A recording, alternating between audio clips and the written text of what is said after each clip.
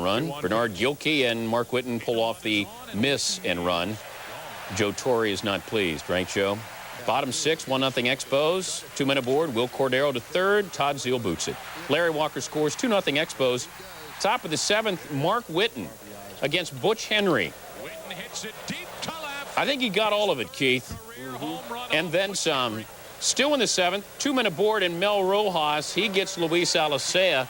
The Expos get out of a jam. So they bring in John Wetland. Nearly unhittable the last month. Oops. 2 outs, a chance to save the game, and Geronimo Pena sends it into extra innings. Bottom of the 10th, Marquise Grissom against Rich Rodriguez. He's going to test Gerald Young. Gerald Young draws a beat on it, can't come up with it. Grissom continues to run. He's at second when Young gets the ball. He's at third when the relay man gets the ball. He is at home with the game-winning run. And the Expos pick up the victory by the final of 3-2. They've won 12 of their last 13. Grissom goes 2 for 4, including the inside-the-park home run. Fletcher goes 2 for 4 with the RBI. 3-1 pitch, runner going, and Barry pops it into right. Pretty well hit at the wall. Langford, gone. 2-run home run, Barry. Number 9, 2-0 Montreal. Langford running. Zeal hits it deep to left. That might tie it if it's fair. It is a home run, and we're tied at 2. Number 16, 60 RBIs, and that ties this game. There it is, and the fly ball to center sends Langford back over his head, off the wall. 2-run score, and it's 4-2 Montreal, and that's the last time I call a pitch. And you could tie it right here, but he just gets a run home with a single right over Hill's noggin. Now that's the way to play baseball. The guy hits you, the next time up you send a line drive right past his earlobe. 3-2 pitch. That's well hit to left center. Might get out at the wall. It is gone. 5-3 Montreal. Number 20 for Moises Alou. Defying gravity. Let's sort of clear up what happened. A turn of events there. Will Cordero and Cliff Floyd. This is what happened. Floyd is the bigger guy, and he says, Will, you're just a shortstop. You're going down. Bottom of the 1st, Montreal led it 2-0. Runners on the corners, and the Expos with a delayed double steal. Will Cordero taken out at second, but Larry Walker breaks from third and scores standing up. It's 3-0 Montreal. Torrey says, you know, that only is supposed to happen in Little League. It doesn't. It happens in the bigs, Joey. Bottom of the 5th, 4-0 Expos. John Barry, Ray Langford giving chase, and he just runs out of room. You can't scale that big wall at Olympic Stadium. 5-0 Montreal. They did win it all. In fact, they won their 6th in a row and 14th in their last 15 games. Montreal taking it 8-3. Philippe Alou not on the bench tonight. He was attending his father's funeral. You always wondered, right? There it is. Top of the 2nd, Bernard Gilkey with a little excitement. It's the grounder to deep second base. Mike Lansing, great throw, and they get Gilkey. Wasn't even close. Bottom of the 5th, the Expos threatening against Bob Tewksbury, who's been torched the last few times out. Sean Barry is up, the low ground camera. Then Tewksbury starts the double play, or gets one of 16 ground ball outs. 5-4-3 for scoring at home, even alone. Top of the 6th, Mark Whitten against Kirk Reeder. Hit the ball real hard. Forget it, Moise. Cuts the lead to 3-1. Bottom of the 7th, Tewksbury pitching to Larry Walker. And he hits this one real hard and then takes off at full speed. First of 2 in the game, cuts the lead. And then in the top of the 9th, Todd Zeal is up with the bases full, and that would be then a grand slam. 17th of the year. The Cardinals win 7-3. The 6-game win streak is over. Tewksbury. But as long as he doesn't intimidate. A drive to left by Lansing. Incaviglia watching, and it is gone. A home run for Mike Lansing. His 5th of the year. Speaking of intimidation, he was all over that. Not intimidated at all by that ball inside from Fernando. 2 on, 1-1 in the 4th, and Webster gets a rocket into center field past Fernando's glove. Here comes a go-ahead run. Barry scores from second on a single up the middle by Lenny Webster, and all of the things that we're talking about. And he's been very kind with that. Barry gives this a ride high into the air, deep left center, way back. Dykstra watching, and it is gone. Steve Carlton proves to be a prophet there. Valenzuela again behind in the count.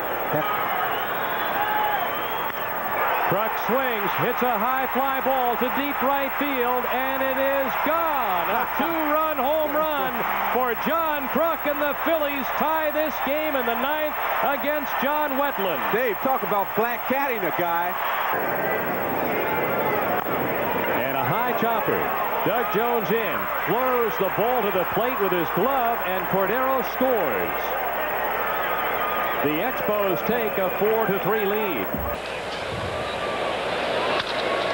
Line drive left field. That's a fair ball going all the way to the corner. Grissom will score. Fletcher is going to be waved around, although he stops on his own. A double for Cliff Floyd, and the Expos lead 1-0. Line drive hit right field. Here comes Morandini. Alou's throw is strong but late. Ball dropped by Fletcher. Berry gets the run in. It's a 3-3 ball game, so that turns out to be a costly walk, steal, and balk. He gets back. Well hit to deep center. This ball is off the top of the fence. Frazier will score. Stand-up double for Alou, and Montreal leads it 4-3 here in the 7th. Another hit for Alou. That'll score Berry, and it's now 6-3 Montreal. Third straight hit for Moises Alou. Earlier, what does that have to do with today on the anniversary? 2 on for Alou, 1-0 Pirates. Hey, remember that trade. Steve Cook, the victim, 3-run homer. Alou's 22nd, and Cook says, you traded him for Zane. Not that Zane has been chopped liver, but then John Wetland, and we'll tell you how he figures into this in a moment. 9th inning, 2 on, 2 out, gets Don Slaught swinging. Wetland strikes out the side on the 9th. The Expos win 3-2. The other guy the Pirates gave Montreal in that Alou deal 4 years ago was Willie Green. A year and a half later, they traded Green to the Reds for John Wetland. Expos got Heredia, who won. Top of the 5th, Mike Lansing at second. John Lieber is taken into right field. Lansing, send him, send him. Safe, my long shot. 2-1 Expos. Top of the 6th now against Lieber, Larry Walker. That is deep, and Carl, I don't think it's playable, albeit to the opposite field. Homer number 19 for Walker, 3-1 Spos. Grissom then comes back up with Lansing at second base again. 4 hits in the game right up through the middle, no chance. That plates Lansing 4-1 Expos. They go on to now 34 games over 500 as they beat the Pirates 4-3. Their 5th straight. Who was that? Ellis Valentine? I don't know. Spos win their 5th straight, 19 of 21 for them. Bottom of the 2nd, 2 outs. Midray Cummings, a hot shot off Larry Walker's glove. Look at Mike Lansing. Turn the other way, bare hand onto Pedro. That's a heads-up play. Way to go, pitch. Way to be there. Top of the 3rd, Moises Alou sending Denny Nagel's pitch deep to the gap in left center field. That's going to score Will Cordero easily for a 2-0 Expos lead. Montreal scored 3 in that 3rd inning. Later, though, the Pirates would threaten. Their half of the 5th, they had him stuffed with bucks, and Gary Varsho at the plate. More hot wood, the hot shot to Sean Berry, but he scoops it and gets to the bag before Andy Van Slyke can get there. An inning-ending double play. It was that kind of night for the Pirates and a great night for the Expos in a 4-0 victory. Martinez winning his 5th in a row. He's allowed only 8 hits in his last 2 starts, each of which lasted through the 8th inning. The win is the 9th straight for Montreal on the road. D'amorcer cette grève, donc les Expos et les Pirates devaient tout d'abord compléter leur série à Pittsburgh, même si l'ambiance n'était pas à la fête. En quête d'une 9e victoire cette saison, Butch Henry était confronté à Zane Smith. Les deux lanceurs retirent les frappeurs dans l'ordre en première manche. Zane Smith joue de chance en 2e manche quand Randy Mulligan frappe une flèche vers le 2e but Carlos Garcia. Il le remet au premier coussin pour doubler Wilfredo Cordero, double jeu qui met fin à la manche. Butch Henry est moins chanceux en fin de 2e. Il accorde 3 coups sûrs consécutifs, dont un simple dans la gauche à Andy Van Slyke, bon pour 1 point. Un 30e point produit pour Van Slyke, les Pirates qui mènent 2-0 après 2 manches de jeu. Et question de profiter des derniers instants avant la grève, pourquoi ne pas apprécier ce bijou de double jeu réussi en 3e, jeu signé Cordero, Lansing et Milligan. Et puis en 5e, Lance Parrish amorce la manche avec un double au champ centre droit. La balle qui va rebondir par-dessus la clôture. Un 6e coup sûr accordé par Henry dans ce match. Le gaucher des Expos a plus d'un tour dans son sac. Il surprend Parrish entre les deuxième et troisième coussins. Et pris en souricière, le vétéran receveur des Pirates n'a plus la vitesse pour rivaliser avec Barry. Et c'est toujours 2-0. Julian Yoboa a sa petite idée concernant le conflit. Il a peut-être l'intention, lui, de se servir des forces de l'ordre pour régler la situation. Qui sait? La meilleure chance des Expos de s'inscrire au tableau survient en 7e manche. Avec 2 coureurs en position de marquer, Lenny Webster ne peut faire mieux que de frapper un faible roulant. Et Zane Smith se tire d'impasse avec ce 3e retrait. Les Pirates malmènent le releveur Tim Scott en fin de 8e manche. Scott accorde 5 coups sûrs et 2 points, dont celui-ci malgré un double jeu. J-Bell qui croise le marbre. Les Pirates doublent leur avance, c'est 4-0. Zane Smith lance un match complet, se passant bien 5 coups sûrs. Rondell White constitue le dernier retrait du match, un retrait 6-3. Les Pirates qui évitent ainsi le balayage grâce à un gain de 4-0. Une fois le match terminé, donc, les joueurs des Expos doivent maintenant préparer leurs valises et rentrer à la maison. Mais à quand le prochain play ball? Victoire donc 4-0 Pittsburgh. Zane Smith qui remporte sa 10e victoire en 18 décisions cette saison. À noter qu'il n'a effectué aucun retrait au bâton au cours de ce match. Et après la rencontre, le gérant des Expos, Philippe Alou, a déclaré qu'il se présentera au stade vendredi, quoi qu'il arrive. The Expos leave the field in first place, yet wondering if their best season ever's in jeopardy. Even so, they're prepared to sit it out for as long as it takes. It doesn't matter how we've been playing. Of course, this is probably our best year playing, but we're talking about the whole game of baseball. You know, we didn't want to strike. We didn't want this to happen, but we have no other choice but to go out and take care of ourselves in the game of baseball. Every game is every game, and you know, if this is the last game, you know, until we strike, which, you know, it probably will be, so be it. You know, we've got to do what we've got to do. There's a little bit more intelligence on both sides than people really give credit for, and I think when everything's said and done and the rhetoric stops and they really get down to, you know, really laying out some facts on both sides, that we'll get something done. To help them along until something gets done, Donald Fear and the union have built up a $200 million strike fund that won't dip into it for at least a month. Yeah, we're prepared enough with or without the strike fund. We're prepared enough. You know, in '81 they were prepared enough, you know what I'm saying. So I don't think that there's any problem with player resolve. Monetarily, I think that our union is one of the strongest unions in the world because we have so much money built up, and we've got such a really a small union with, you know, relatively 700 people in it. So, you know, we can wait a long time with the money that we have. So at this point, the season is secondary.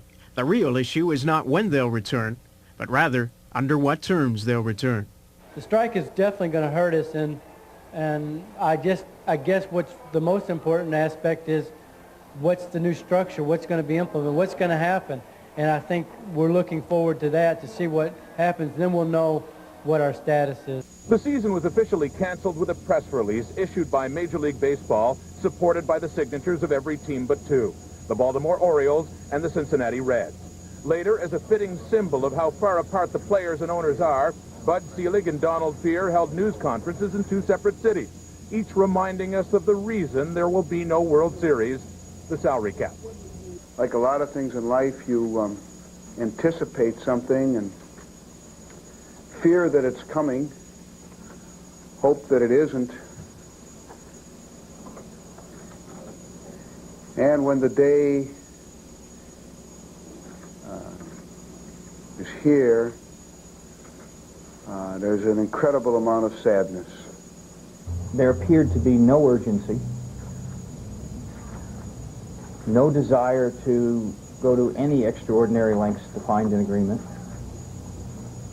Every reason to believe, given the calmness with which this announcement was preceded, that this was something the owners had long since, weeks if not months ago, come to accept as necessary.